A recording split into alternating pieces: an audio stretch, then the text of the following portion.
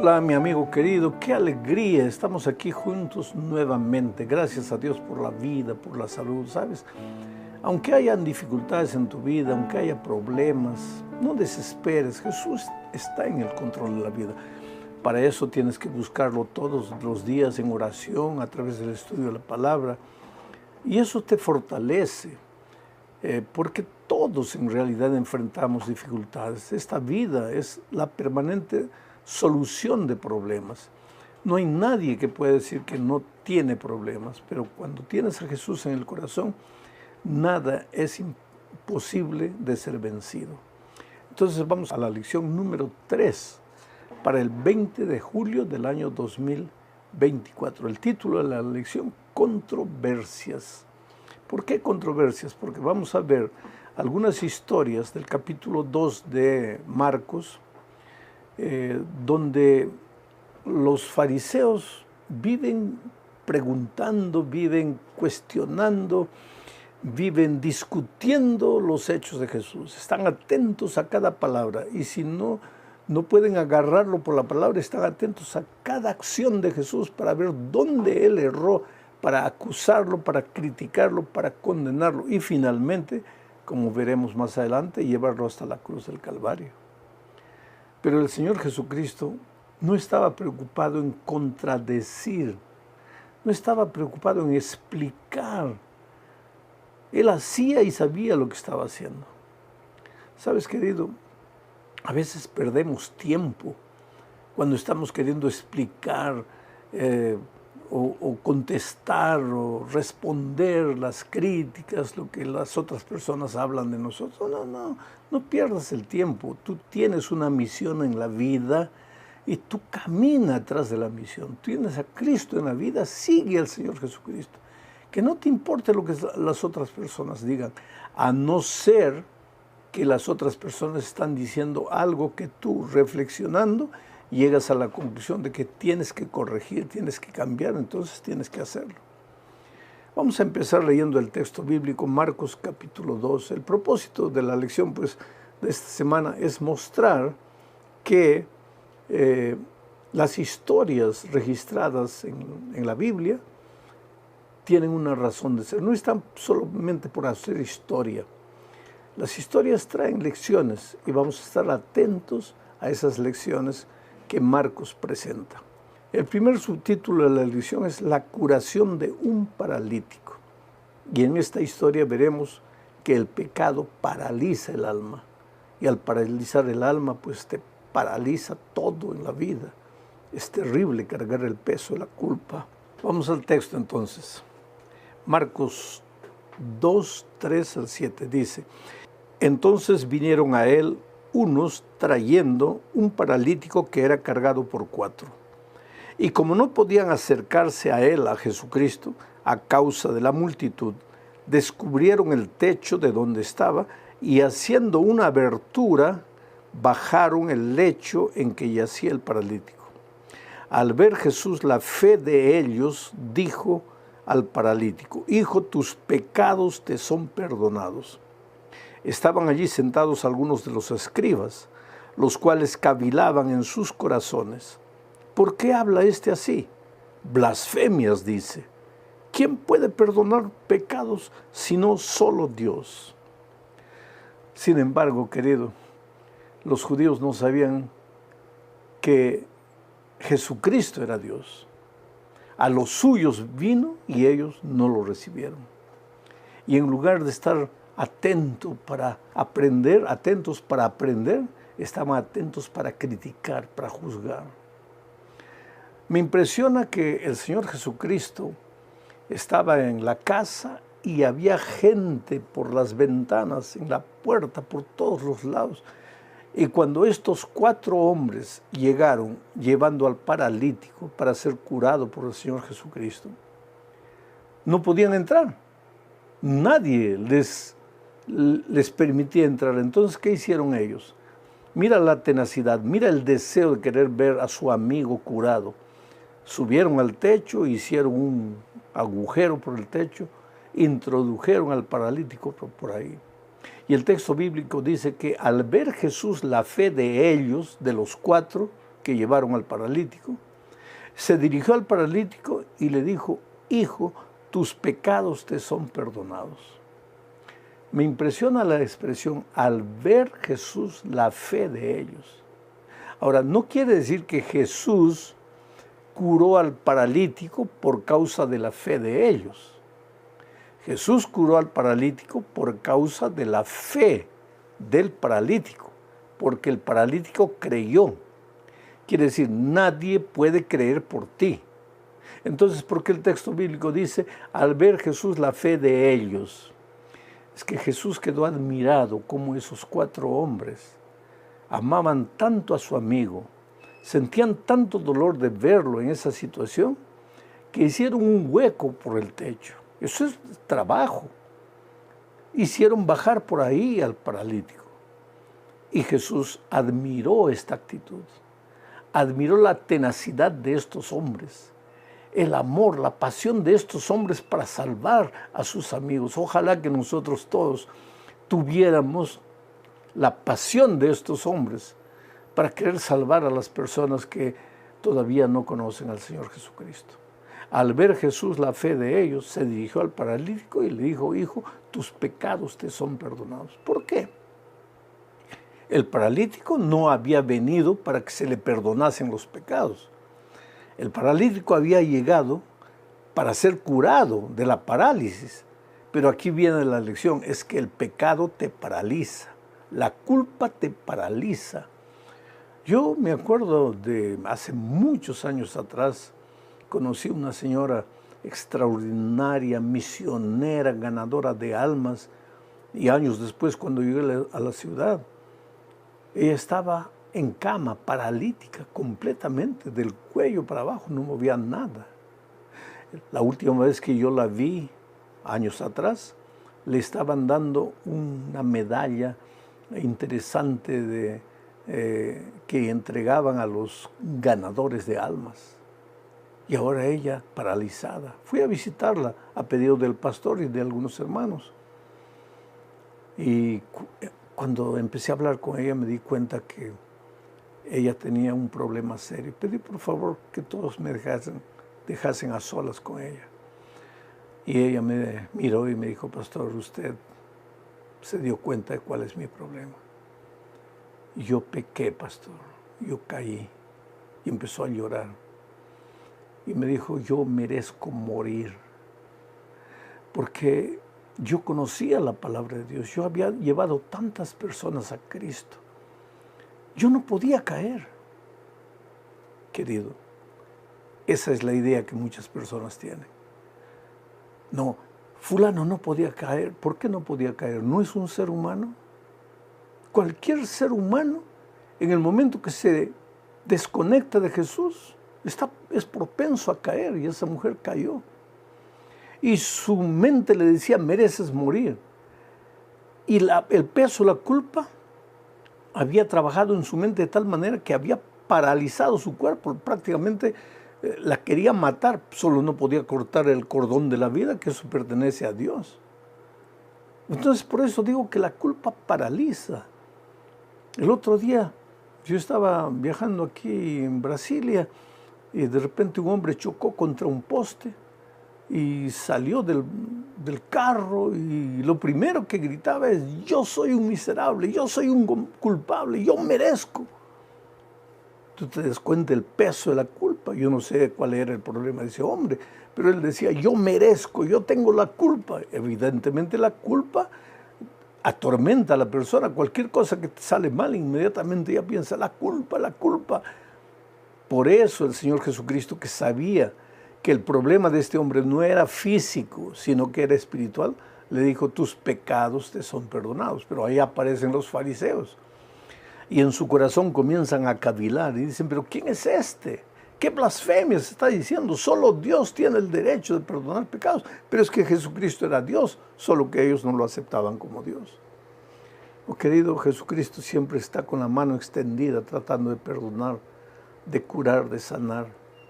Déjate sanar por el Señor Jesucristo. Vamos al segundo subtítulo de la lección: el llamado de Leví y la pregunta acerca del ayuno.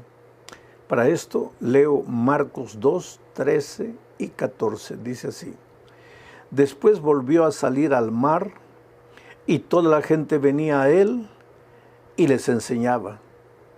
Y al pasar vio a Leví, hijo de Alfeo, sentado al banco de los tributos públicos, y le dijo: sígueme, y levantándose le siguió. Este Leví era Leví Mateo, descendiente de la tribu de Leví, judío. Sin embargo, se había desviado de la fe. Ahora servía a los romanos como un cobrador de impuestos. Y los cobradores de impuestos en aquellos tiempos, al mismo tiempo que eran despreciados por el pueblo por cobrar impuestos, como tenían el dinero en la mano, malversaban fondos. La mayoría de ellos era corrupta. Por eso, cuando después Mateo ofreció un banquete en su casa, ¿a quién podría invitar?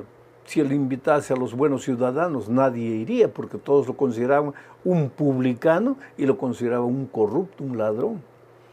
Así que los que llenaron la casa de Mateo en esa cena de homenaje al Señor Jesucristo, de agradecimiento al Señor Jesucristo, pues eran sus amigos, otros cobradores de impuestos, otra gente mala. ¿Y qué hicieron los judíos? Inmediatamente comenzaron a criticar al Señor Jesucristo. Este se reúne con pecadores, este se junta con publicanos. En el primer caso del paralítico, Jesús curó, Jesús lo libró al paralítico de la culpa, y los fariseos inmediatamente: ¿quién es este? Es Dios. Ahora Jesucristo llama a un publicano para que lo siguiera. El publicano se entrega al Señor Jesucristo. Más tarde veremos que Mateo escribe el Evangelio de San Mateo. Un hombre transformado, un hombre convertido, invita a sus amigos para que conozcan a Jesús. Y ahora vienen los fariseos a criticarlo, a condenarlo. ¿Por qué se junta?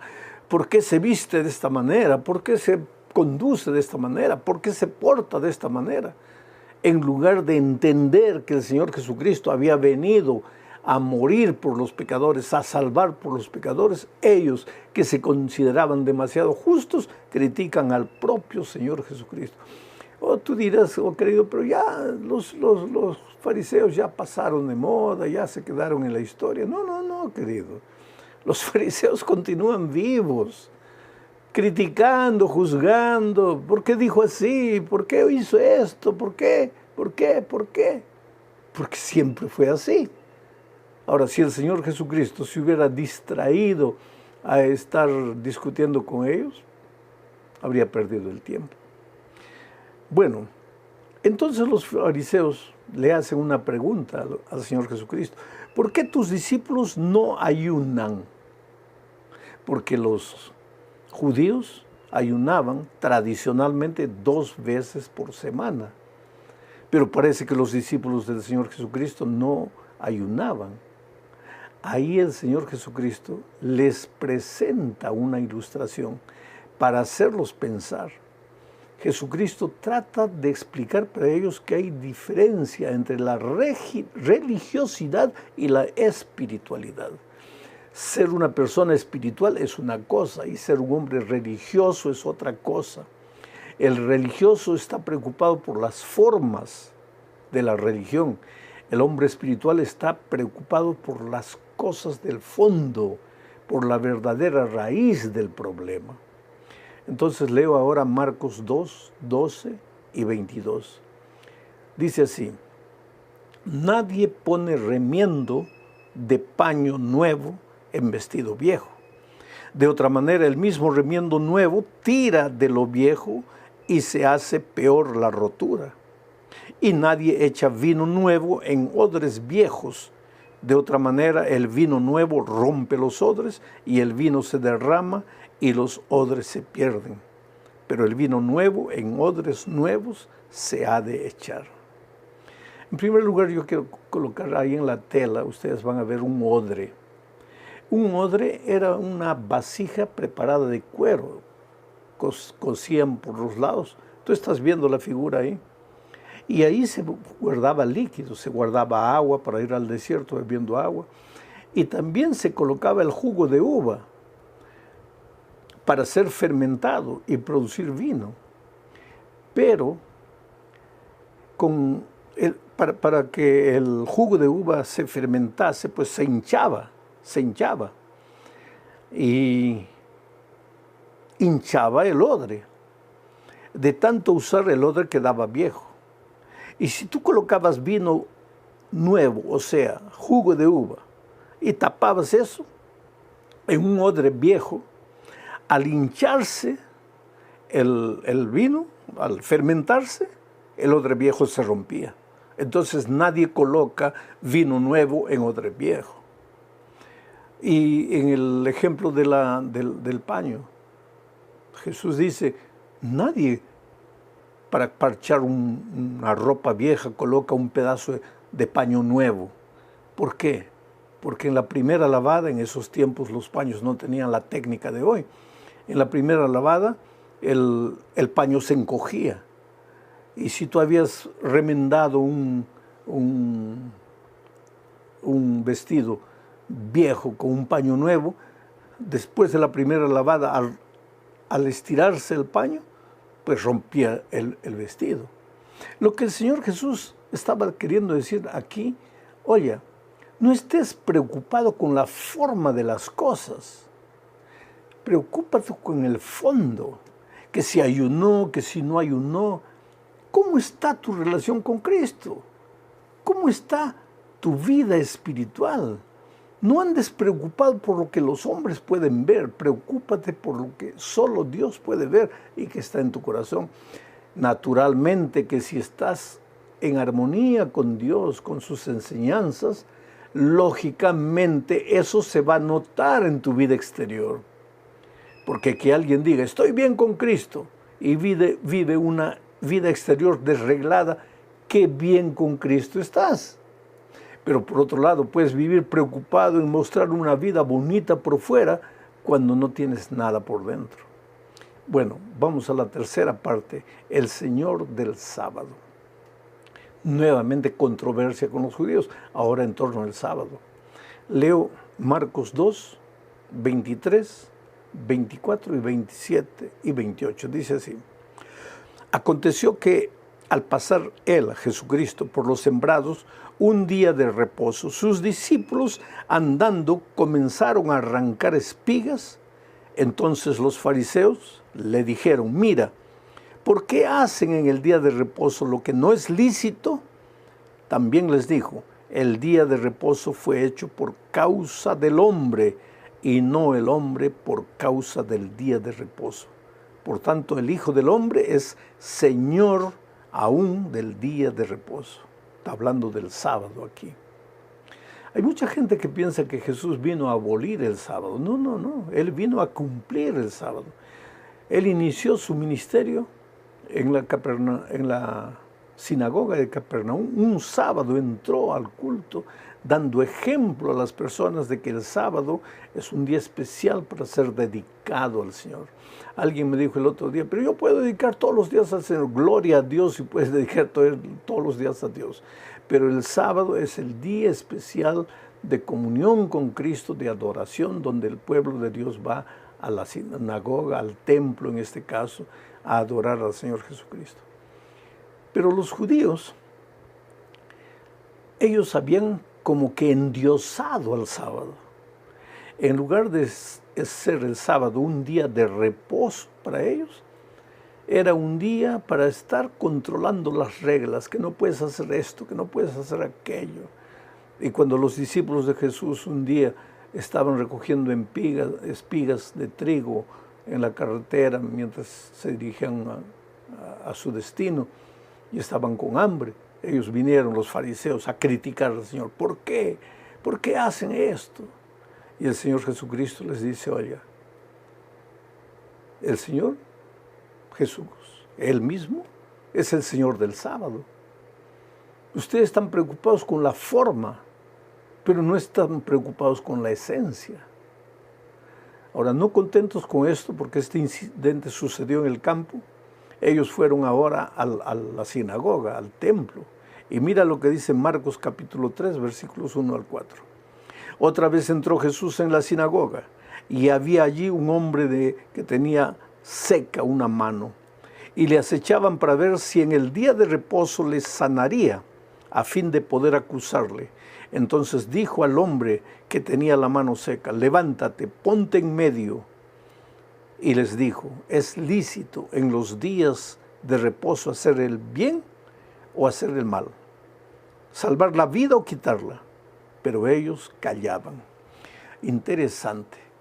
Fueron los fariseos que colocaron al hombre enfermo en la sinagoga, porque sabían que Jesús iba a ir a la sinagoga en sábado, y porque sabían que Jesús no dejaría de hacer un milagro, y tendrían ellos oportunidad de criticarlo y condenarlo y juzgarlo, porque ellos, vuelvo a repetir, seguían a Jesús no para aprender, sino para criticar, juzgar. Y el Señor Jesucristo sanó al enfermo. Y entonces los fariseos: ¿cómo haces eso en sábado? Y Jesús hizo una pregunta para ellos: ¿es lícito hacer bien el sábado? ¿El sábado es para cruzarse de brazos y no hacer nada? ¿El sábado es para dormir todo el día en la cama? ¿O el sábado es para hacer el bien? Cuando tú guardas el sábado y estás guardando en el nombre de Dios, haces el bien. Si encuentras en la calle a un anciano caído que tropezó, ¿por qué sábado no lo vas a ayudar? No, es justamente por ser sábado que tienes que ayudarlo. Si hay alguien enfermo, por ser sábado no lo vas a visitar, no le vas a extender la mano, no le vas a dar un remedio, al contrario, debes hacerlo. Pero el sábado había perdido su espíritu para los fariseos. Jesús no vino a abolir el sábado, vino a devolverle al sábado el sentido de espiritualidad que el sábado había perdido con los judíos, porque los judíos solo estaban preocupados en la religiosidad del sábado. Ahora terminamos la lección comentando una historia, pero que es una historia sándwich. Voy a explicar. Esta es una historia sándwich porque empieza con una historia, después ven otra historia que no tiene nada que ver y después vuelve a la primera historia. Es una especie de sándwich. Entonces leo Marcos 3, 20 y 21. Y se agolpó de nuevo la gente, de modo que ellos ni aún podían comer, ellos, Jesús y sus discípulos. Cuando le oyeron los suyos, ¿quiénes son los suyos? Su madre, sus hermanos. Vinieron para prenderle porque decían: está fuera de sí, que está loco. Solo vive trabajando, predicando, haciendo milagros, no para ni para comer, está loco. Entonces viene la historia que está dentro del sándwich. Marcos 3, 22 al 24 dice: pero los escribas que habían venido de Jerusalén decían que tenía a Balsebú, al diablo, y que por el príncipe de los demonios echaba fuera los demonios.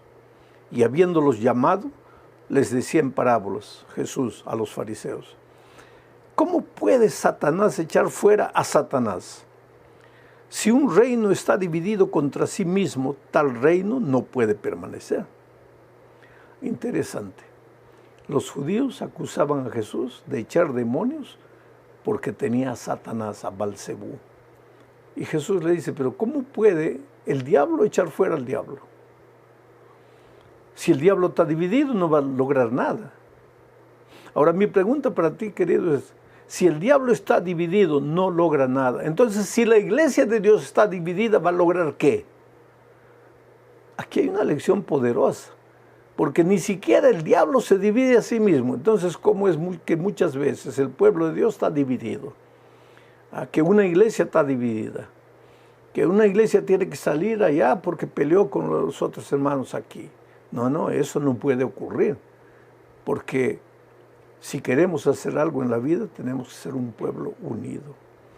Entonces la historia termina hablando de nuevamente la madre y los hermanos de Jesús que querían prenderlo porque pensaban que estaba loco. Entonces Marcos 3, 31 al 35 dice lo siguiente: vienen después sus hermanos y su madre, y quedándose afuera enviaron a llamarle. Y la gente que estaba sentada alrededor de él, de Jesús, le dijo: tu madre y tus hermanos están afuera y te buscan. Jesús les respondió diciendo: ¿quién es mi madre y mis hermanos? Y mirando a los que estaban sentados alrededor de él, dijo: he aquí mi madre y mis hermanos, porque todo aquel que hace la voluntad de Dios, ese es mi hermano y mi hermana y mi madre. Qué lección tremenda, querido. En este incidente, esta historia sándwich, primero aparecen los hermanos y la madre de Jesús, los suyos, y dicen: está loco, quieren prenderlo. Después aparecen los judíos y le dicen: no, este está con el diablo. Y después vuelve la historia a la madre y los hermanos, que quieren sacarlo de ahí y mandan mensajeros: llámenlo. Y Jesús dice: no, yo no tengo madre ni hermanos. Mi madre y mis hermanos son los que hacen la voluntad de mi Padre. Quiere decir que muchas veces hasta los parientes pueden ser instrumentos del enemigo, sin saber, para arruinar tu fe, para sacarte de la iglesia, para traerte problemas espirituales.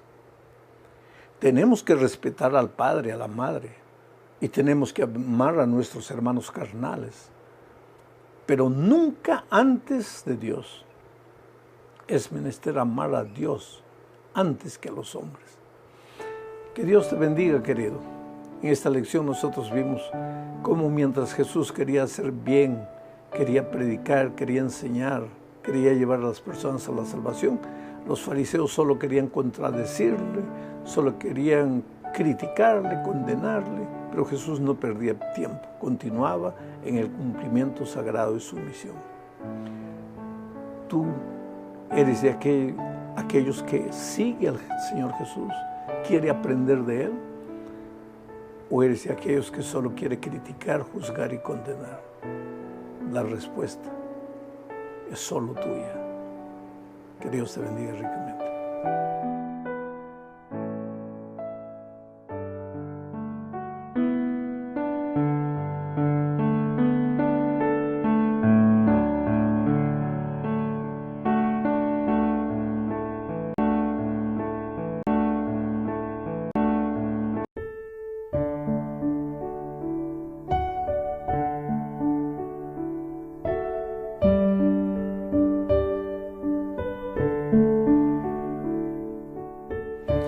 Hola, mi amigo querido, qué alegría. Gracias a Dios porque una vez más podemos abrir su palabra, meditar en ella. Ya te dije siempre que el propósito del estudio de la palabra de Dios no es informar, no es aumentar nuestro conocimiento teórico, es hacernos crecer. La palabra de Dios es el pan que nos alimenta, que nos nutre. Cuando estás bien alimentado espiritualmente, pues eres capaz de derrotar al enemigo de las almas. Dios te ama mucho y por eso te ha dado su palabra. El problema es que nuestro paladar intelectual a veces está acostumbrado a comer la comida de este mundo, la comida que tiene mucho ají o mucha pimienta, en fin, que tuerce, deforma nuestro paladar. Entonces cuando vamos a la palabra de Dios, pues ya no le sentimos gusto, ya no le sentimos sabor. Por eso qué bueno tenerte aquí para estudiar la palabra de Dios juntos. Vamos a la lección número 3 para el día 18 de octubre del año 2024. El título de la lección es La historia de fondo, el prólogo. Mira cómo el autor está llevando la lección, ¿no? Esta lección podría haber sido estudiada como lección número 1, pero él la colocó como lección número 3. Entonces, vamos ahora de nuevo a Juan 1. El propósito de la lección es mostrar que en el principio de la creación estaba el Padre, estaba el Hijo y estaba el Espíritu Santo. Y el Señor Jesucristo fue la palabra Cuando Dios dijo, sea la luz, ahí estaba la palabra presente, el Señor Jesucristo. El Padre estaba hablando, la palabra del Señor Jesucristo estaba presente y el Espíritu se movía sobre las aguas. Padre, Hijo y Espíritu Santo participaron de la creación y los tres también participan del trabajo de nuestra redención. No es que tengamos tres dioses, solo hay un Dios, pero son tres personas diferentes. La mente humana difícilmente entiende esto, hay que aceptarlo por fe. Es necesario que los que se acercan a Dios y que quieren entenderlo, lo hagan por fe. Vamos entonces a la primera parte de la lección. En el principio estaba el Logos divino. Leo Juan 1 al 5, comentando. Dice así. En el principio era el verbo, el Logos, en griego, verbo, en español, en griego, Logos. En el principio estaba el verbo, y el verbo era con Dios, y el verbo era Dios. ¿Qué vas a explicar aquí? ¿Qué vas a comentar? ¿Qué vas a discutir? ¿O qué vas a argumentar? Juan es categórico. El verbo, el Señor Jesucristo, el Logos, que en hebreo es el dabar, cuando Isaías dice, así como la lluvia cae a la tierra y no vuelve al cielo si no ha cumplido con su trabajo de regar la tierra, así también mi palabra, mi dabar, cuando va a la tierra no volverá vacía. El Logos vino a la tierra, el Logos que estaba con el Padre y el Espíritu en la eternidad y que estuvo en el principio, vino a la tierra. En el principio era el verbo era con Dios, el verbo era Dios. Sigo leyendo el versículo 2. Este era en el principio con Dios, está hablando del verbo. Todas las cosas por Él fueron hechas. Y sin Él, sin el verbo, sin Jesucristo, nada de lo que ha sido hecho fue hecho. En Él, en el verbo, en el Señor Jesucristo, estaba la vida. La semana pasada vimos que Jesús dijo, yo soy la vida, la resurrección, la vida. Bueno, en Él, en el verbo, en Jesucristo, estaba la vida, y la vida era la luz de los hombres. La luz en las tinieblas resplandece y las tinieblas no prevalecieron contra ella. Hay que pensar en esto. En Él, en el verbo, en el Señor Jesucristo estaba la vida, y la vida era la luz de los hombres. Analiza el pensamiento de Juan. Para él, la vida solo es vida cuando hay luz, no cuando hay tinieblas. Por eso la luz prevalece sobre las tinieblas. Por eso los hijos de Dios tienen que andar en la luz. Tú no puedes decir que estás andando en Jesucristo o que has creído en el verbo o que Jesucristo ha entrado en tu vida si tú no caminas en la luz. Porque Jesús, el verbo, es la vida y la vida es la luz de los hombres.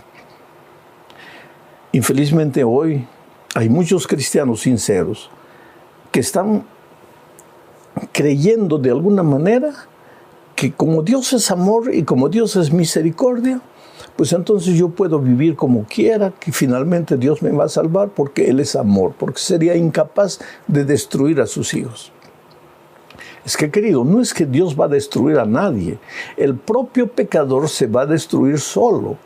La muerte del pecador no es un castigo divino, es la opción divina, humana, es la elección humana. Tú tienes la vida y la muerte. Y Dios te dice, escoge la vida, pero si tú quieres, escoge la muerte. Eso es tu opción, tu decisión. Pero no digas que yo escojo la muerte, pero Dios me va a salvar finalmente, porque la vida no combina con tinieblas. La vida es luz, combina con luz. Vamos a la siguiente parte del estudio. La palabra hecha carne, el Logos. Mientras que para los filósofos del tiempo del Señor Jesucristo, el Logos era algo teórico, Jesucristo deja de ser un concepto teórico y se hace carne, se hace ser humano y viene a este mundo. Mira lo que dice Juan 1:14. Y aquel verbo, aquel logos en griego, dabar en hebreo, aquel verbo, el Señor Jesucristo, fue hecho carne.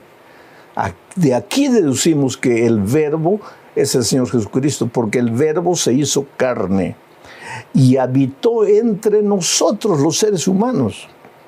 Y vimos su gloria, gloria como del unigénito del Padre, lleno de gracia y de verdad. En otras palabras, el Señor Jesucristo era la palabra, pero en el concepto de los griegos la palabra era algo teórico, un sonido. Pero Jesucristo no quería ser considerado por los hombres algo teórico. Se hizo carne, vino al mundo, habitó entre los seres humanos. En el idioma original da la idea de armó su tienda entre los seres humanos, vivió entre los seres humanos. Y Juan dice que vimos su gloria.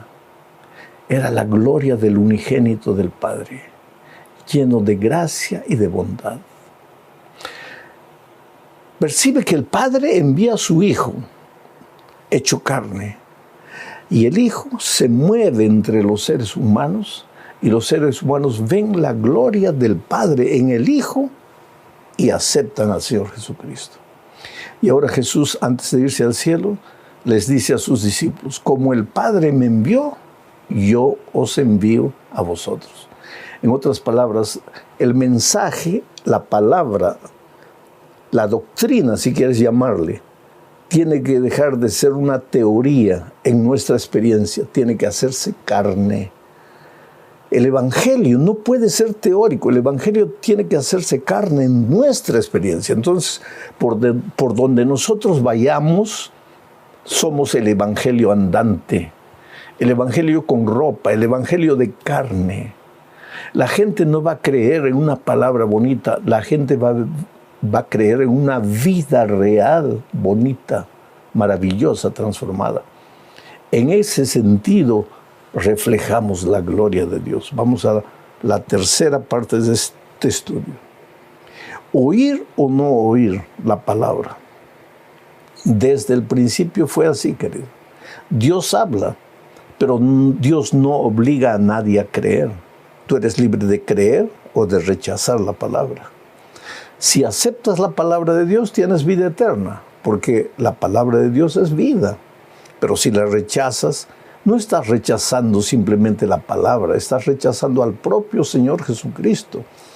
Estás rechazando la vida, y al rechazar la vida te estás introduciendo al territorio de la muerte. Y puedes estar vivo biológicamente, porque respiras, te mueves, comes, trabajas, entras, sales, pero espiritualmente estás muerto, porque la vida, para ser vida plena, vida abundante, tiene que ser vivida en Cristo. Lejos de Cristo, cualquier cosa que vivas es muerte. Por eso es que la Biblia dice, tienes nombre de que vives, pero estás muerto. No basta respirar para estar vivo. Hay que estar conectado a Cristo, ligado a Cristo, unido a Cristo, que es la fuente de la vida. Entonces vamos al texto, Juan 1, 9 al 12. Mira lo que dice.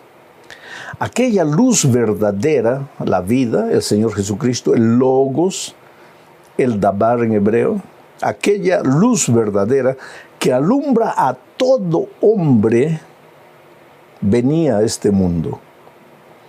Porque la luz alumbra a todos. Pero si tú quieres, cierras los ojos y la luz no te sirve de nada. Aquella luz verdadera que alumbra a todo hombre venía a este mundo. En el mundo estaba, y el mundo por él fue hecho, pero el mundo no lo conoció. A lo suyo vino, y los suyos no le recibieron. Mas a todos los que le recibieron, a los que creen en su nombre, les dio potestad de ser hijos de Dios. Te hago una pregunta. ¿Eres un hijo de Dios? Y tú me vas a decir tal vez, pues todos los seres humanos somos hijos de Dios. No es esto lo que dice aquí el texto bíblico. El texto bíblico dice, a los que oyeron la palabra, a los que recibieron la palabra, a los que aceptaron al Señor Jesucristo, les fue dado el privilegio de ser hijos de Dios. Y en cierta ocasión, el Señor Jesús le dijo a los fariseos que endurecían su corazón, no aceptaban la palabra, les dijo, ustedes son hijos del diablo y las obras de vuestro padre el diablo queréis hacer. O sea, si tú rechazas al Señor Jesucristo, no puedes simplemente por el hecho de haber nacido decir que eres hijo de Dios. Hijo de Dios es aquel que escucha la palabra, recibe la luz, abre sus ojos a la luz, aprovecha la luz. Pero si tú cierras los ojos a la luz, si tú endureces tu corazón a la palabra, pues entonces estás rechazando el privilegio de ser un hijo de Dios. En la cuarta parte de este estudio, nuevamente aparece el problema de creer o no creer. Leo Juan capítulo 3, versículos 16 al 18. Porque de tal manera amó Dios al mundo que ha dado a su Hijo unigénito para que todo aquel que en Él cree no se pierda, mas tenga vida eterna. Porque no envió Dios a su Hijo al mundo para condenar al mundo, sino para que el mundo sea salvo por Él, por Jesucristo. El que en Él cree no es condenado, pero el que no cree ya ha sido condenado porque no ha creído en el nombre del unigénito Hijo de Dios. ¡Qué declaración extraordinaria! Dios amó de tal manera, su amor no tiene medida, de tal manera amó Dios al mundo. No dice a los buenos, dice al mundo, a los buenos y a los malos. Dios ama a todo ser humano. Tú me puedes decir, pero pastor, usted se está contradiciendo. Acaba de decir que solo son hijos de Dios los que aceptan la palabra de Dios en su corazón. Sí, yo dije eso efectivamente, pero aquí no se está tratando de los hijos de Dios. Aquí dice el texto, de tal manera amó Dios a sus hijos, no, al mundo, a los que creen y a los que no creen. Es por eso que yo siempre digo, si tú crees, Dios te ama. Si tú no crees, Dios te sigue amando. Si tú aceptas, Dios te ama. Y si tú no aceptas, Dios te sigue amando. Solo que el amor de Dios no te vale para nada si tú no crees. Porque aquí dice, para que todo aquel que en Él, en el Señor Jesucristo, crea, tenga vida eterna. O sea, no es porque Dios te ama que te vas a salvar. Solo te vas a salvar si aceptas el amor de Dios. Porque tú puedes estar muriendo de sed ahí y yo te doy un vaso de agua. Si tú tomas el vaso de agua con la mano y lo bebes, vas a calmar tu sed. Pero si tú no quieres tomar el vaso de agua, te vas a morir de sed. Ahí con el agua al alcance de tus manos. Igual es el amor de Dios. Está a tu disposición. Dios te ama. Pero ese amor de Dios solo te sirve si tú aceptas. Y es interesante el raciocinio de Juan. Dice, Dios no envió al Señor Jesucristo para condenar al mundo. Dios envió al Señor Jesucristo a la tierra para que el mundo fuese salvo por Él. Entonces, aquel que lo acepta está a salvo, pero aquel que lo rechaza ya se condenó. Nadie lo va a condenar. Él se condenó. Él rechazó la vida. Y si rechazó la vida, voluntariamente entró al territorio de la muerte. Y ojalá que esta muerte fuese inmediata, porque si tú rechazas al Señor Jesucristo y te mueres, literalmente te mueres, entonces pues ya el muerto no sabe nada, ya no sufrirías. Pero el asunto es que tú entras al territorio de la muerte espiritual, biológicamente sigues viviendo, pero vives una vida que no es vida, Por eso hay mucha gente que dice, esta vida es un infierno, ¿para qué nací? ¿Para qué vivo? Mi vida no tiene sentido. Claro, ¿cómo va a tener sentido si estás lejos de la vida que es el Señor Jesucristo? Pero cuando el Señor Jesucristo está en tu corazón, cuando tú aceptas a Jesús, de mañana te despiertas y puede estar lloviendo, nevando, puede estar haciendo frío. Tú sales lleno de vida en tu corazón, abrigado, el viento castigando tu rostro, pero lleno de vida. Desempleado, vas a buscar empleo, pero no eres pesimista, vas lleno de vida porque Cristo está en tu corazón. Y si Cristo está en tu corazón, pues la vida está en tu corazón. Llegamos al fin de este estudio, hablando del tema de la gloria de Dios, una vez más. Y aquí vamos a mencionar la diferencia entre la gloria divina y la gloria humana. Quiere decir, lo que los hombres entienden por gloria y lo que Dios entiende por gloria. Leo Juan 17:1. Estas cosas habló Jesús y levantando los ojos al cielo dijo, Padre, la hora ha llegado. Glorifica a tu Hijo para que también tu Hijo te glorifique a ti. Jesús en su oración postrera le dice a su Padre, Señor, la hora está llegando. ¿Qué hora? La hora de la glorificación. Por eso dice, glorifica a tu Hijo. ¿Pero a qué se estaba refiriendo? A su muerte en la cruz del Calvario. Entonces aquí viene el concepto diferente de gloria que los hombres tienen y que Dios tiene. Porque ¿cómo se glorifica a un ser humano? Se lo lleva a un palco, las luces prendidas, la gente aplaudiendo, se le entrega una corona de laureles. Ese hombre está siendo glorificado, homenajeado. ¿Por qué? Porque hizo algo bueno, tal vez merezca un diploma, una medalla. Así se glorifica a los hombres y así glorificamos los hombres. Pero la gloria de Jesucristo era diferente. Él estaba subiendo a la cruz del Calvario para ser castigado como un delincuente. No le iban a dar una corona de laureles, le iban a colocar una corona de espinas. Iba a ser clavado como un asesino. Sus manos clavadas en la cruz iban a sangrar y en la sangre se le iba la vida. Estaba siendo glorificado. Porque mientras los hombres entienden por gloria el homenaje, el brillo, y el brillo seduce y atrae, y por eso todos corren atrás de la gloria, el que acepta a Cristo, el discípulo del Señor Jesucristo, tiene que aprender a caminar en las pegadas de su Maestro. Y tiene que buscar la gloria no humana, sino la gloria divina.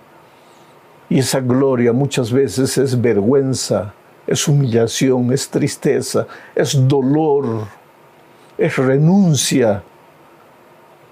No te preocupes porque no eres homenajeado. Preocúpate en glorificar a Dios, en ser glorificado ante los ojos de Dios. Oh, querido, es difícil en ese aspecto aceptar el camino cristiano, porque es un camino de renuncia. Pero nada que el Señor Jesucristo te pide que renuncies es porque Él quiere quitarte algo que te hace bien. Si Él te pide que renuncies, es solo a las cosas de esta vida que te destruyen, que te acaban. Tal vez tú no te des cuenta en esta tierra, pero esas cosas que te perjudican y finalmente te hacen perder. Pero si hay algo bueno, Dios nunca te va a quitar, nunca te va a pedir que renuncies, porque Él es vida y quiere llevarte por el sendero de la vida. Un gran abrazo para ti, mi querido hermano, mi querido amigo, mi amiga.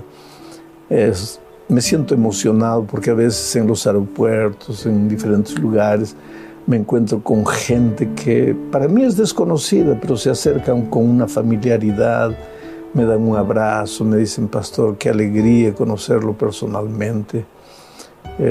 Yo fui esta mañana al oculista y la secretaria que me estaba haciendo los exámenes previos, cuando me vio, se emocionó, sus ojos se llenaron de lágrimas y me dice, usted es el pastor Bullón, porque en algún momento de tristeza de su vida, una palabra dicha en el internet tocó su corazón y llevó consuelo a su alma. Imagínate tú cuando un día nos encontremos cara a cara con Jesús, aquel que nos consoló, aquel que nos levantó cuando estábamos caídos, aquel que nos fortaleció, nos dio esperanza cuando nuestra propia naturaleza nos decía que estábamos perdidos. Qué emoción será abrazar al Señor Jesucristo. Te espero allá un día en el reino de los cielos. Un abrazo, querido.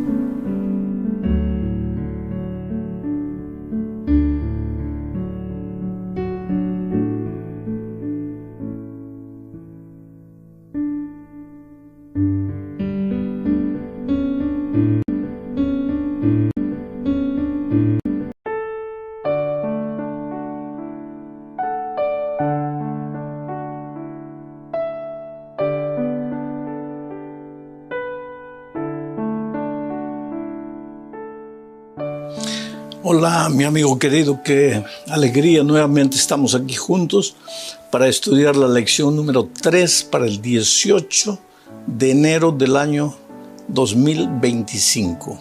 El título de la lección de esta semana es Para agradar a Dios.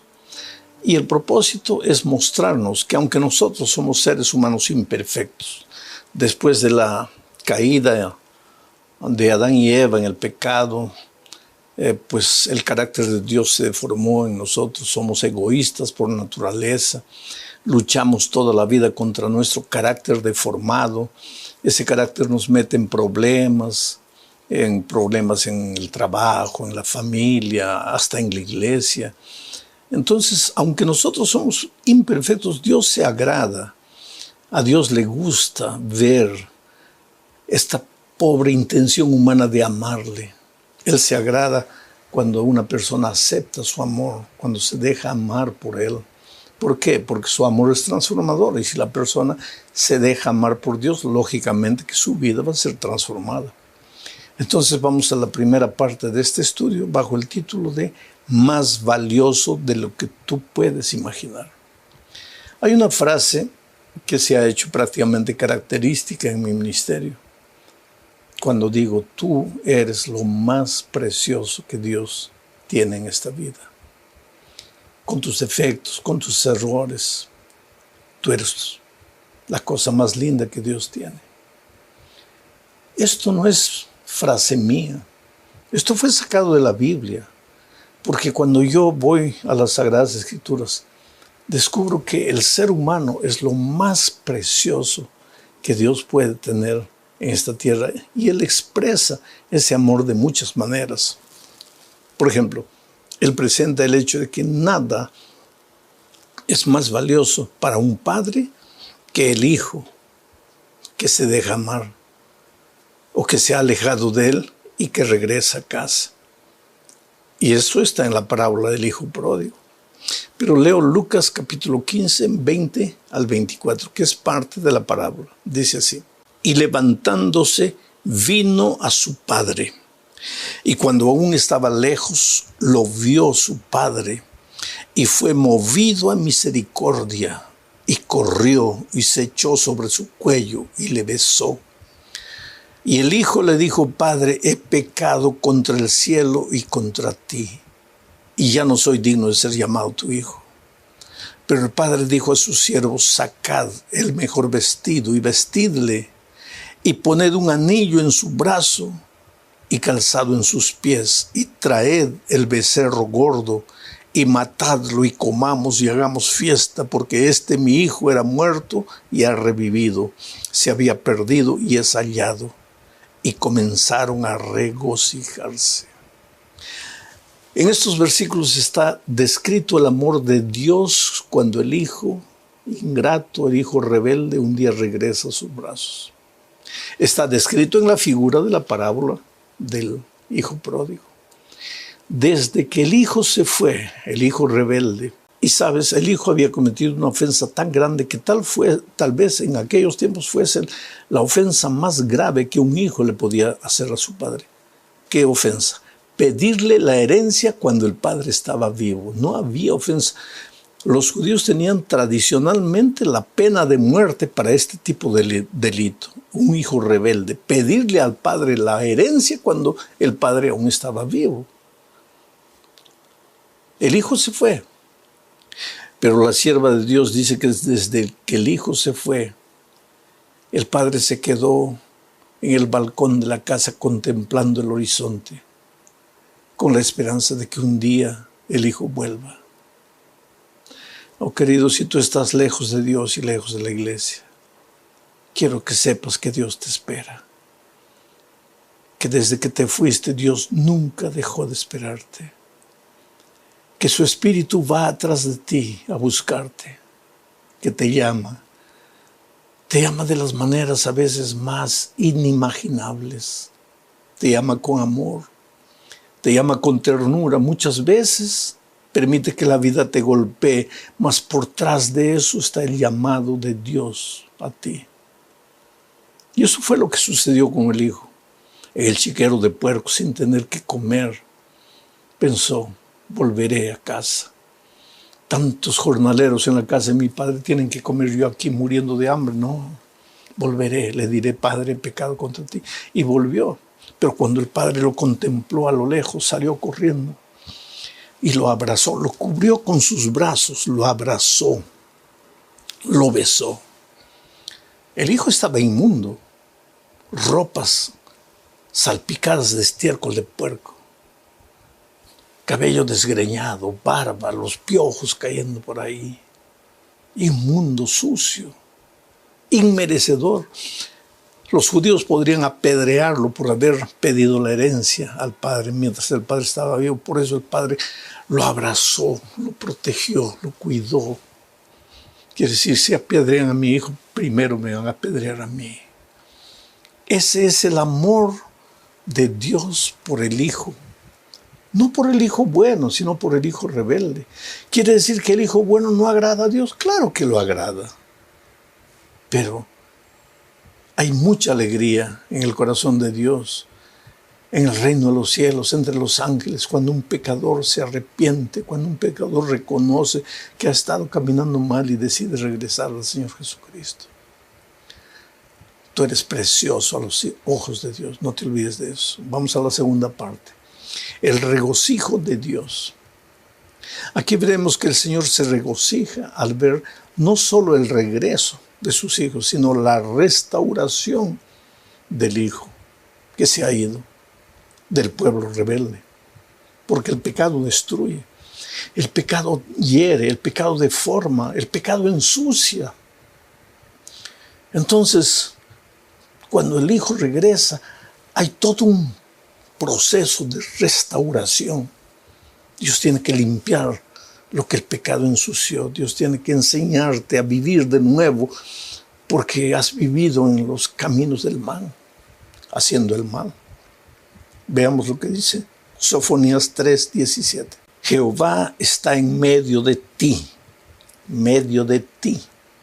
Mira, a Dios no le gusta estar a los lados, le gusta estar en el medio de su pueblo, en el corazón de su pueblo. Jehová está en medio de ti, poderoso. Él te salvará, se gozará sobre ti con alegría, callará de amor, se regocijará sobre ti con cánticos. Él te salvará. La palabra salvar en el original tiene el sentido no solo de rescatar, sino de curar, de restaurar. ¿Cuántas veces yo encuentro gente herida por el pecado? Un día en un aeropuerto me encontré con una persona que estaba lejos de Dios. Me abrazó y empezó a llorar y no sabía qué sucedía. Me dice, pastor, ayúdeme. Estoy tan lejos, quisiera volver, pero no puedo. Estoy perdido, pastor, me siento perdido. Y la gente pasaba por ahí y él no percibía lo que estaba haciendo y todos miraban extrañados. ¿Por qué me abrazaba y por qué lloraba ese hombre? En realidad no quería abrazarme a mí ni llorar en mis hombros. Él quería abrazar a Jesús, llorar en los hombros de Jesús, porque aunque estés lejos de Jesús, hay nostalgia de Jesús en tu corazón. Tú saliste de las manos de Dios, lejos de Dios, nunca estarás feliz. Necesitas regresar, necesitas devolverte. Y cuando regresas, pues se comienza el proceso de restauración. Por eso digo, el Señor te entrega una página nueva en blanco. Todo lo que has escrito ya no vale, a la basura, quemado, borrado para siempre. Ahora vas a escribir una nueva historia. Y Él te toma de la mano y te ayuda a escribir esa nueva historia. No fuerza tu voluntad, porque Dios te dio libertad para escoger lo que sea. Pero Él te ayuda, Él te inspira, Él te acompaña. Él no te abandona, Él no te deja solo. Dicho esto, vamos a la tercera parte. ¿Cómo podemos complacer a Dios nosotros, seres humanos? ¿Podemos complacer a Dios? Veamos lo que dice Isaías 43, 4 y 5. Porque a mis ojos fuiste de gran estima, fuiste honorable y yo te amé. Daré pues hombres por ti y naciones por tu vida. No temas, porque yo estoy contigo. Del oriente traeré tu generación y del occidente te recogeré. Estas palabras Dios habló a su pueblo cuando el pueblo estaba esparcido por los 4 rincones de la tierra. Y cuando estás separado de tu familia, tu esposa, tus hijos, tus hermanos, padres, tus tíos, qué necesidad, qué ansia de estar juntos nuevamente, de alegrarte, de comer juntos, de reír, de abrazarse. Pero para el pueblo de Dios no había esperanza. Sin embargo, Dios le promete, hijo, yo te traeré. Yo te traeré. Si tú me entregas tu corazón, si tú aceptas mi oferta de amor, ¿qué dice ahí? Yo te amé. Y si te amé, pues yo te daré. Daré hombres por ti, naciones por tu vida. No temas, yo estoy contigo. Ahora veamos lo que dice Proverbios 15, 8 y 9. El sacrificio de los impíos es abominación a Jehová, mas la oración de los rectos es su gozo. Abominación es a Jehová el camino del impío, mas Él ama al que sigue justicia. Este es un paralelismo bíblico. Te voy a explicar lo que es el paralelismo bíblico. En el paralelismo, la primera frase dice una cosa. La segunda frase explica lo que la primera frase dijo. La tercera frase da un concepto. La cuarta frase explica lo que la tercera frase dijo. Ahora vamos a entender lo que este paralelismo quiere decir. La primera frase, el sacrificio de los impíos es abominación a Jehová. O sea, cuando tú no aceptas el amor de Dios, cuando tú estás lejos de Dios, tú puedes hacer lo que sea, hacer el sacrificio que tú quieras, eso es abominación para Dios. Viene la explicación, pero la oración de los rectos es su gozo. Quiere decir que cuando tú te arrepientes, que cuando tú reconoces que estás andando mal, y cuando tú clamas a Dios por su amor, y cuando tú oras a Dios, reconociendo tus caminos de rebeldía, eso para Dios es gozo, es alegría. Quiere decir que sí, el pecador puede causar gozo y alegría al corazón de Dios a pesar de su situación, desde el momento que reconozca su rebeldía y clame a Dios y acepte el amor de Dios. La tercera frase dice, abominación es a Jehová el camino del impío.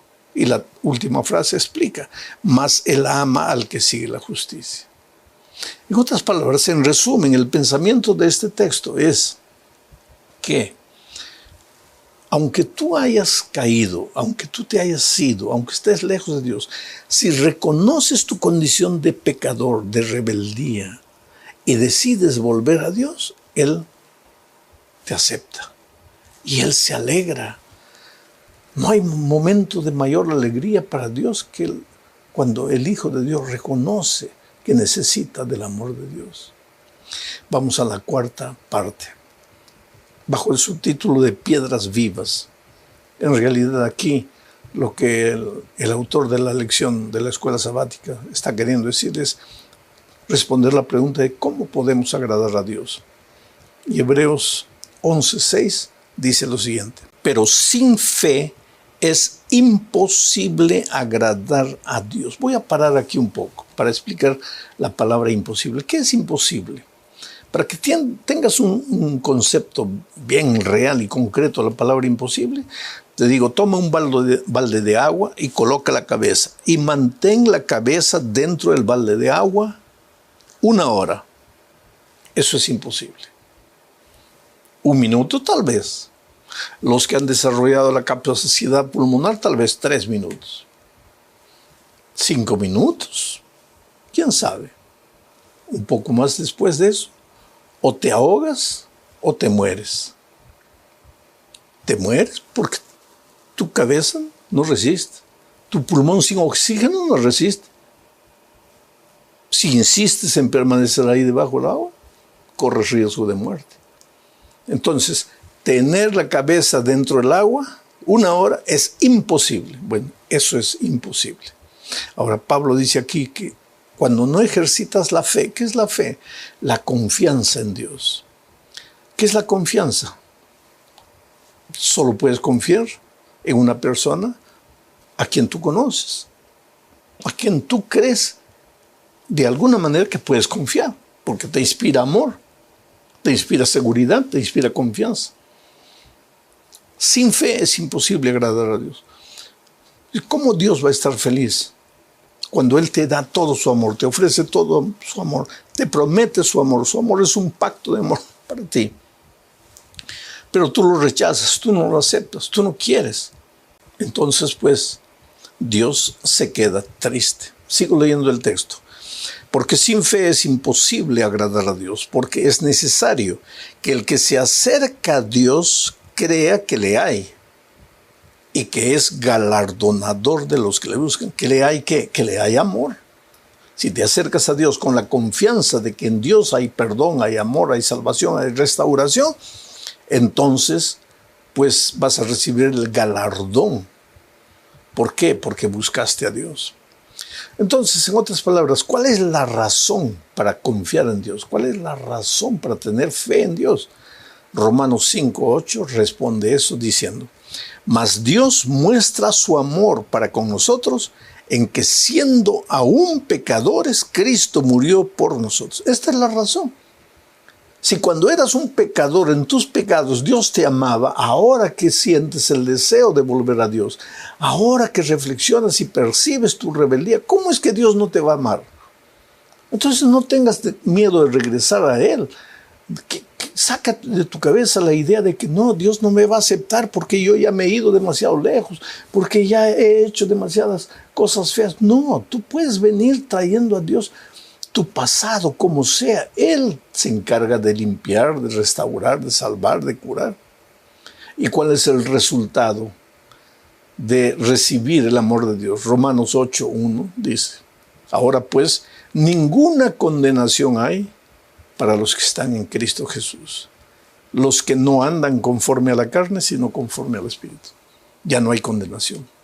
Y si ya no hay condenación, ya no hay esa inseguridad de estaré perdido, acabó, ya no hay condenación. ¿Para quiénes? Para los que están en Cristo Jesús. ¿Y por qué están en Cristo Jesús? Porque han regresado a Jesús. Y porque permanecen a Jesús. ¿Y cuál es la evidencia de que permanecen en Jesús? Caminan conforme al Espíritu, ya no caminan conforme a la carne. Simple y maravilloso el amor de Dios no solo perdona, sino que restaura y transforma. Y terminamos este estudio hablando de un objetivo digno. Quiere decir, ¿cómo debemos acercarnos a Dios para aceptar su amor? Leamos Marcos capítulo 9, 23 al 25. Esta historia sucedió después del monte de la transfiguración, cuando Jesús bajó al valle. Un padre había traído su hija endemoniada y su hijo endemoniado, y los discípulos no podían expulsar al demonio. Entonces leo el texto, dice así: Jesús le dijo, si puedes creer, al que cree todo le es posible. E inmediatamente el padre del muchacho clamó y dijo, creo, ayuda mi incredulidad. Y cuando Jesús vio que la multitud se agolpaba, reprendió al espíritu inmundo diciéndole, espíritu mudo y sordo, yo te mando, sal de él y no entres más en él. Te doy una explicación final. Este padre había llevado a su muchacho que estaba poseído por el demonio y los discípulos no podían expulsarlo. Entonces Jesús pidió al padre que se acercara y le preguntó, ¿tú crees que tu hijo puede ser liberado? Y él era un hombre sin mucha fe, sin mucha confianza, sin mucha capacidad de creer. Pero dijo, Señor, yo creo, ayuda mi incredulidad. En otras palabras, yo creo, pero no creo, Señor, pero tú ayúdame, ten piedad de mí.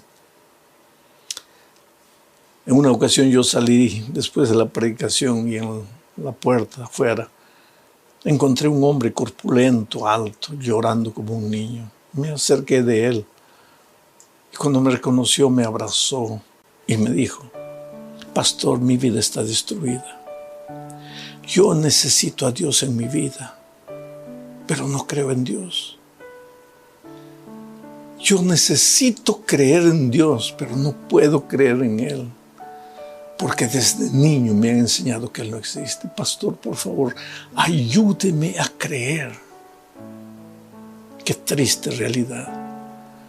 Personas cuya vida está hecha pedazos, que necesitan creer en Dios, pero la cabeza está tan llena de filosofías, de pensamientos existencialistas, que no tienen la capacidad de caer de rodillas y decir, Señor, te necesito.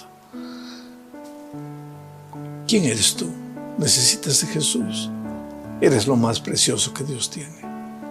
Déjate amar por Él. Un abrazo.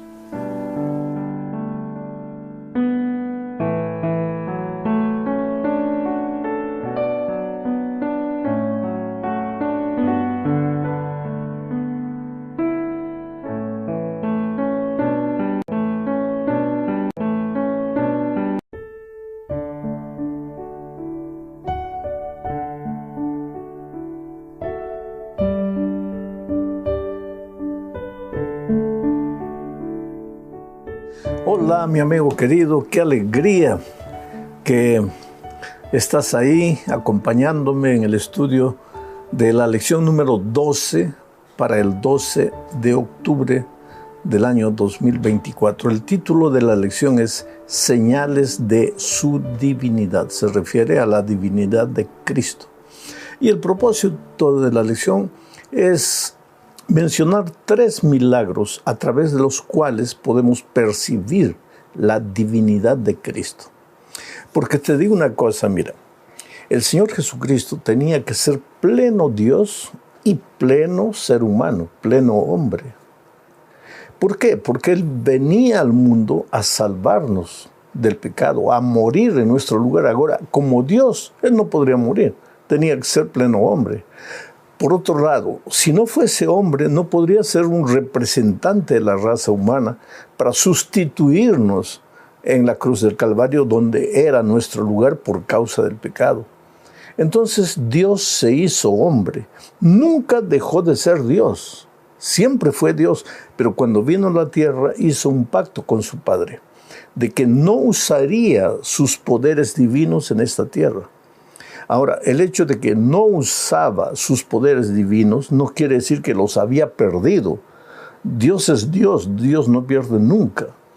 La omnipotencia, la omnipresencia, la omnisciencia de Dios estaban presentes en el Señor Jesucristo, pero Él no usaba eso por respeto a la naturaleza humana que Él había asumido.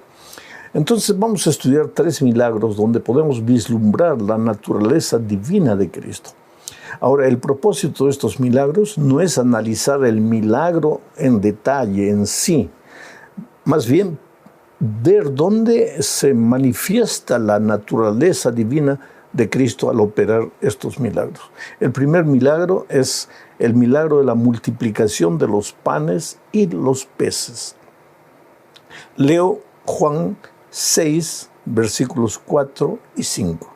Dice así: y estaba cerca la Pascua, la fiesta de los judíos, cuando alzó Jesús los ojos y vio que había venido a él gran multitud. Dijo a Felipe: ¿de dónde compraremos pan para que coman estos? Pero esto decía para probarle, porque él sabía lo que había de hacer. ¿Dónde se percibe la divinidad de Cristo aquí? Antes de hablar de eso, quiero mencionar que Juan empieza este relato mencionando la Pascua. ¿Por qué? Porque el pueblo de Israel celebró la primera Pascua cuando fue libertado del poder de Egipto. Aquella noche en que ellos serían libres, pues realizaron la primera Pascua, celebrando la libertación del poder político de Egipto. Ahora, Cristo vino, el Cordero Pascual, y hoy día celebramos la Pascua, que nosotros le llamamos ahora la Santa Cena, celebrando ya no la liberación del poder político de nadie, sino celebrando la liberación del pecado. Porque el Señor Jesucristo no vino aquí a este mundo como los judíos pensaban, como el Mesías libertador del poder de Roma. Él vino a este mundo como el Cristo libertador del poder del pecado. Vuelvo a leer entonces el texto mencionando algunos detalles. Dice el texto: cuando alzó Jesús los ojos. Esta expresión me gusta mucho. Jesús alzó los ojos, levantó la mirada. Porque a veces nosotros los seres humanos tenemos los ojos concentrados en nosotros mismos. El mundo está muriendo alrededor, pero no nos preocupamos porque estamos mirándonos concentrados en nuestros problemas, nuestra familia, nuestro empleo, nuestro trabajo, nuestra casa. Y yo no niego que estos problemas nuestros sean reales, porque mientras vivamos en este mundo, pues siempre enfrentaremos dificultades, luchas y problemas. Pero el problema es que a veces nosotros vivimos solo concentrados en nuestras necesidades y no levantamos la mirada, no levantamos los ojos.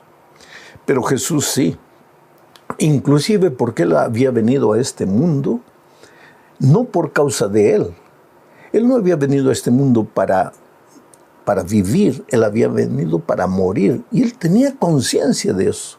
Cada día que pasaba, Él se acercaba de la cruz del Calvario, donde tendría que cumplir su misión. Entonces, a pesar de que Él podría también distraerse con sus propios temores o con la dolorosa misión que le esperaba, él estaba siempre atento a las necesidades de las personas. Y aquí el texto dice que cuando Jesús levantó la mirada, vio una multitud que había venido hacia Él, una multitud que le había escuchado predicar desde tempranas horas. Esa gente estaba con hambre. El texto bíblico dice que eran 5,000 hombres, sin contar mujeres y niños. Ahora coloca una mujer por cada hombre, coloca un niño por cada pareja. Había ese día ahí por lo menos unas 15,000 personas y no había qué comer. Entonces el texto dice que Jesús le preguntó a Felipe: ¿de dónde compraremos o de dónde conseguiremos pan para alimentar a esta multitud? Y el texto dice, esto dijo para probar a Felipe. ¿Para probar? ¿Probar qué? Probar la fe de Felipe. probar si Felipe había percibido la divinidad de Cristo o lo veía simplemente como un ser humano. Entonces Felipe contestó: Señor, ¿dónde podremos comprar pan? No, eso no es posible, hay mucha gente. Ahora el texto bíblico dice, esto dijo Jesús para probarle, porque él ya sabía lo que iba a hacer. Mira, Jesús ya sabía lo que iba a hacer. Solo Dios tendría omnisciencia para saber lo que iba a suceder al fin. Solo Dios puede hacerlo. Dios no era ningún adivino. El Señor Jesús no era ningún adivino. Él era Dios, y como Dios podía saber, podía mirar al futuro y saber lo que iba a pasar. Entonces, cuando le dijo a Felipe, ¿de dónde compraremos tanto pan?, solo fue para probar la fe de Felipe, porque él sabía lo que él mismo iba a hacer. Y en ese momento se manifiesta pues el milagro. Los discípulos encuentran a un muchachito que tenía una cosa insignificante. 2 pececitos, 5 panes, ¿cómo vas a alimentar a una multitud de 15,000 personas con eso? Y los discípulos se quejaron: Señor, esto no es nada. Aquí hay otra lección. Eso que te parece que es nada en tus manos, ese centavo que te resta en el bolsillo, si tú lo colocas en las manos del Señor Jesucristo con fe, tú no tienes idea de lo que puede suceder. Ellos trajeron esos pocos panes y peces a Jesús con fe, y el Señor con eso alimentó la multitud de 15,000 personas. Ahí estaba en su plenitud la manifestación de la divinidad del Señor Jesucristo. Ahora hay un paralelo con este milagro de los panes y los peces y con la Pascua de los judíos. Por eso Juan menciona la Pascua al comenzar el relato. Porque un día Moisés subió al monte Sinaí, y en esta ocasión el Señor Jesucristo subió al monte para operar el milagro. Otro paralelo. Jesús puso a prueba a Felipe, y por ocasión del desierto, Dios puso a prueba al pueblo de Israel, los probó. La multiplicación de los panes nos recuerda también a maná, al maná en el desierto. ¿Qué dice el relato del milagro este? Porque yo he leído solo los primeros versículos. Dice que cuando todos comieron ya, recogieron lo que había sobrado y sobraron 12 cestos llenos. Ese número 12 no está por coincidencia. El pueblo de Israel estaba formado por 12 tribus. Quiere decir, este milagro tenía como objetivo hacer pensar a los judíos en su propia historia, para ver si ellos lo aceptaban como el Mesías libertador del pecado. Pero ellos no esperaban un libertador del pecado, ellos querían un Mesías militar libertador del poder de Roma.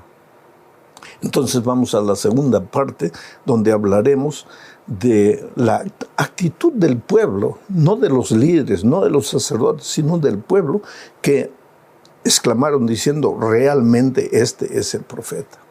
Para eso leo Juan 6, 14 y 15. Dice así: aquellos hombres entonces, viendo la señal, mira esta expresión, viendo la señal que Jesús había hecho, dijeron: este verdaderamente es el profeta que había de venir al mundo.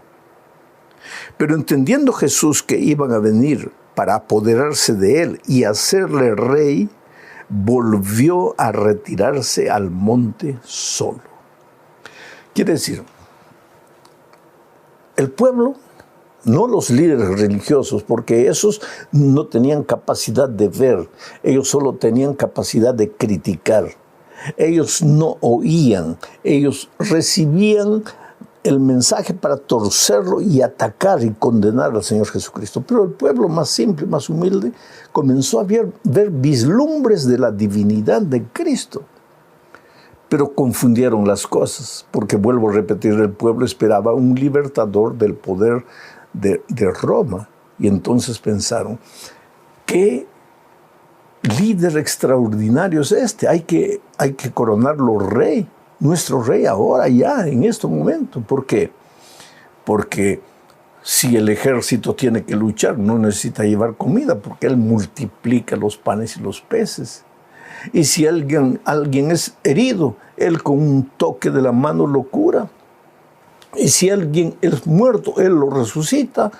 Pues qué mejor rey que este. Y quisieron coronarlo rey. Pero el texto bíblico dice que el Señor Jesucristo se retiró a un lugar solitario, porque las personas confunden las cosas. Vuelvo a repetir, hoy día en nuestros días vivimos los días de la celebridad. A veces los seres humanos, especialmente los jóvenes, no están buscando escuchar y entender la palabra de Dios. Están buscando celebridades, seres humanos a quienes puedan seguir, con quienes puedan tomarse fotografía, a quienes puedan pedirle autógrafos. Y Jesús también fue tentado de esa manera. Solo que él, ¿qué hacía? Se retiraba, desaparecía, se iba solo. ¿Por qué? Para no incentivar la humanolatría. Y para que ellos entendiesen que Jesucristo, aunque operaba milagros, aunque era Dios, no había venido al mundo para resolver los problemas cotidianos de cada día del ser humano. Había venido para librarlos del problema del pecado, pero ellos todavía no entendían eso, no percibían eso. Vamos a la tercera parte del estudio. Ahora vemos otro milagro, la curación del ciego, parte 1. El milagro ocurre para que se vean las obras de Dios. Este texto que voy a leer es medio preocupante, crea mucha confusión para algunas personas. Juan capítulo 9, vamos a los versículos 1 al 3, leo, dice así. Al pasar Jesús vio a un hombre ciego de nacimiento y le preguntaron sus discípulos diciendo, Rabí, ¿quién pecó, este o sus padres, para que haya nacido ciego? Respondió Jesús, no es que pecó este ni sus padres, sino para que las obras de Dios se manifiesten en él. Mira, los judíos tenían una opinión. Ellos creían que las personas nacían enfermas como resultado del pecado de sus padres. Y si adquirían la enfermedad ya con 7, 8, 9 años de edad, entonces como resultados de su propio pecado. Para ellos la enfermedad era resultado del pecado. Y es verdad, querido, que la enfermedad es resultado de la entrada del pecado a este mundo, no necesariamente de tu pecado. Hoy día vivimos en un mundo polucionado, en un mundo contaminado, donde hasta los vegetales están contaminados, el aire está contaminado, el agua está contaminada. Entonces, hoy día muchas veces vas a enfermarte, no porque tienes un pecado escondido en tu vida, no porque tus padres o tus abuelos hayan pecado. Es verdad que existe la herencia genética y es en este sentido que tenemos mucho cuidado de pensar lo que estamos haciendo, cómo estamos viviendo, los hábitos que estamos cultivando, porque muchas cosas podemos pasar como herencia genética para nuestros hijos y para nuestros nietos, hasta la tercera y cuarta generación. Es nuestra responsabilidad. Nadie vive para sí y nadie muere para sí. Palabras del apóstol San Pablo. Pero entonces los judíos pensaban, cuando vieron a un ciego, le preguntaron a Jesús, Señor, ¿quién pecó, este o sus padres? Y la respuesta de Jesús es interesante. No pecó este ni sus padres, sino para que las obras de Dios se manifiesten en él. Él nació ciego. ¿Qué cosa? ¿Qué tipo de Dios es ese? Que hace nacer a ciertas personas como a este pobre ciego, para sufrir, ¿y para qué? Para que las obras de Dios se manifiesten. Es decir, para que aparezca Dios ahí haciendo milagros y maravillas. Entonces, para eso lo hizo nacer ciego. ¿No te parece que sería un Dios egoísta? Un Dios sin amor, un Dios hasta cierto punto cruel. Hace nacer a alguien enfermo para después decir, para que la gente diga, oh, cómo Dios lo curó. No, no es eso. Pero no es eso lo que dice aquí. Vuelvo a leer el texto. Dice, no es que pecó ni sus padres, sino para que las obras de Dios se manifiesten en él. El problema aquí es de idioma, porque este texto no fue escrito en español, ni en portugués, ni en inglés. Fue escrito en griego. Y en griego, para que las obras, ese para qué, en griego, es la expresión iná, que puede ser traducida como para qué o como ya que. Entonces, lo que el Señor Jesús está diciendo aquí es, este ciego no pecó, sus padres tampoco, pero ya que iná, ya que está en esta situación, entonces las obras de Dios se van a manifestar. Ahora sí, ahora tiene sentido este versículo, porque expresa el amor de Dios. Este hombre está sufriendo como consecuencia de la entrada del pecado al mundo, de vivir en este mundo contaminado. Pero ya que está en esa situación que no depende ni de él ni de sus padres, sino de la entrada del pecado a este mundo, ya que está en esta deplorable situación, las obras de Dios se van a manifestar. Ahora, esto nos lleva a la cuarta parte del estudio, la curación del ciego, parte 2. ¿Por qué? Porque el ciego vislumbra la divinidad del Señor Jesucristo en este milagro.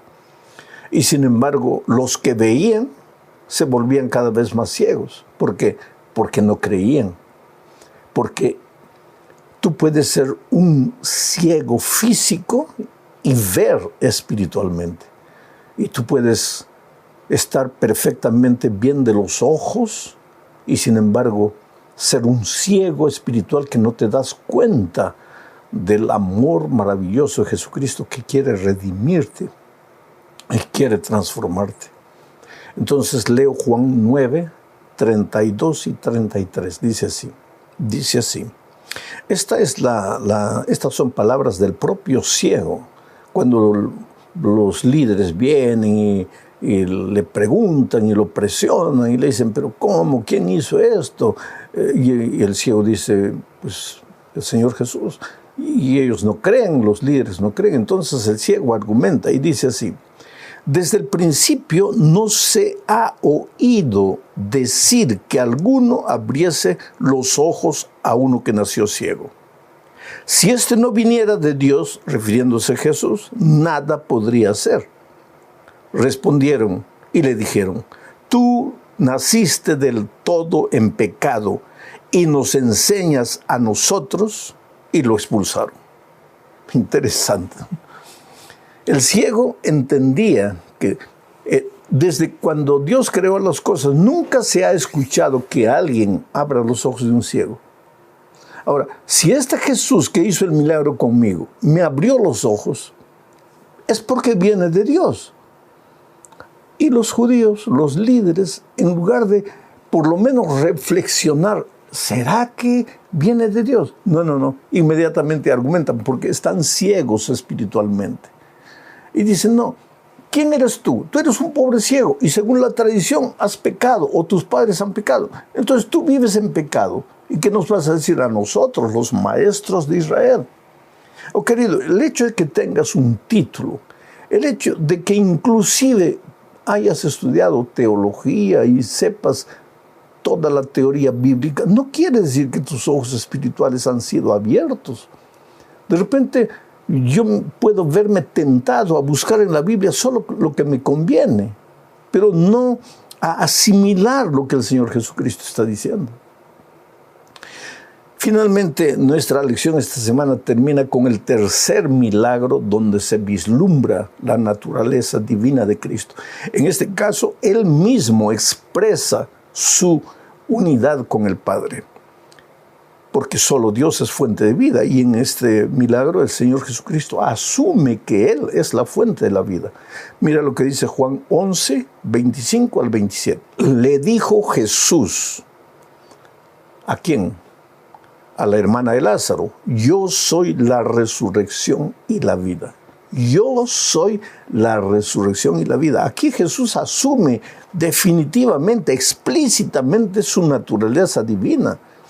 Yo soy la resurrección y la vida. El que cree en mí, aunque esté muerto, vivirá. Y todo aquel que vive y cree en mí, no morirá eternamente. No dice no morirá, porque va a morir la muerte de esta tierra, pero no morirá eternamente, porque los que mueren en Cristo solo están durmiendo hasta la venida de Cristo. Entonces Jesús pregunta, ¿crees esto? Y la mujer le dijo, sí, Señor, yo he creído que tú eres el Cristo, el Hijo de Dios que has venido al mundo. Esta mujer, la hermana de Lázaro, vio la divinidad del Señor Jesucristo. No solo escuchó las palabras, sino por la fe creyó que Jesús era el Dios hecho carne, la resurrección, la vida. ¿Con qué actitud tú te aproximas de las Sagradas Escrituras? ¿Con humildad para aprender, para crecer espiritualmente? ¿O para criticar? ¿O para buscar argumentos para contradecir? Abre tu corazón al Señor Jesucristo. Por detrás de estos 3 milagros hay una lección que no podemos olvidar. Cuando para nosotros los seres humanos, desde el punto de vista humano, está todo perdido, para Dios no. En ocasión de los panes y los peces, humanamente no había cómo alimentar esa multitud, pero el poder de Dios se manifestó.